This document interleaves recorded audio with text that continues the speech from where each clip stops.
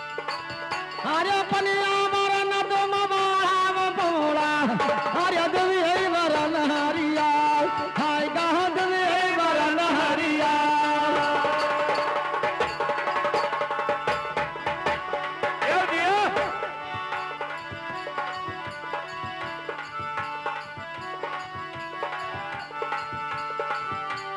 पनिया मरन तुम बाम पोड़ा अरे दुबी मरन हरिया हाय कहाँ दुबी मरन हरिया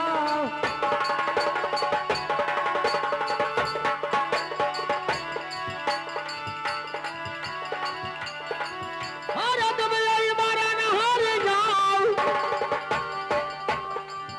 अरे छपरा बाबा तोरा कोनो दरवाई दादा रोज दरगारी खाओ खाई कहाँ रोज दरगारी खाओ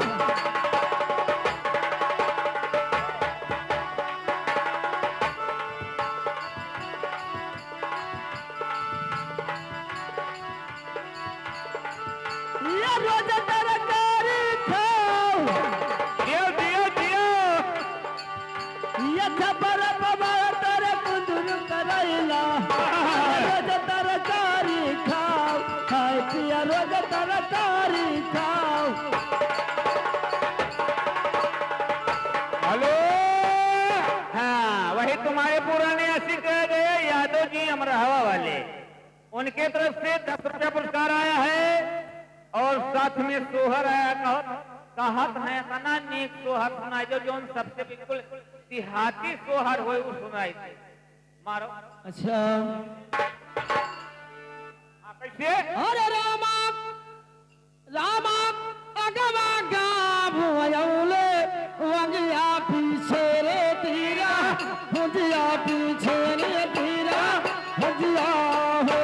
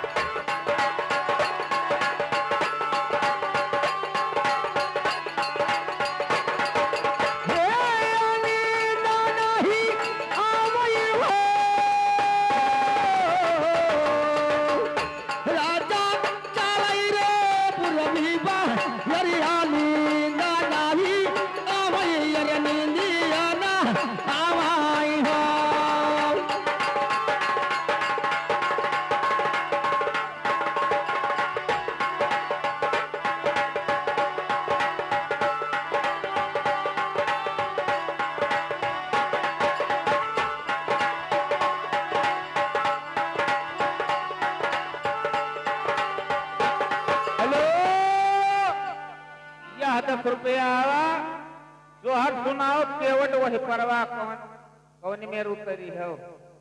हाँ 10 रुपया देनी लियो करो। हेलो अरे राजा मोरे पीछे मारा बाबा भैया भैया भैया